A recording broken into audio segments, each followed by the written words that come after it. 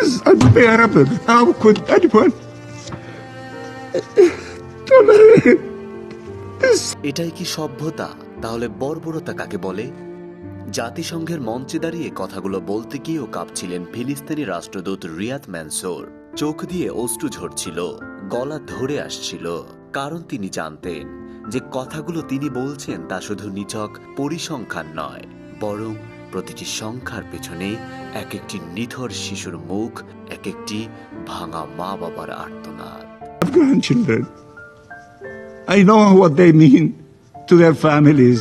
তিনি বললেন, গাজায় এই কয়েক মাসে ১৩০০ শিশু নিহত হয়েছে, আরো ৪,০০০ আহত। কিছু মায়েরা তাদের মৃত সন্তানের চুলে বিলি কাটছেন, চুমু খাচ্ছেন আর বারবার বলছেন, বাবা আমি দুঃখিত, তোমাকে রক্ষা করতে পারিনি।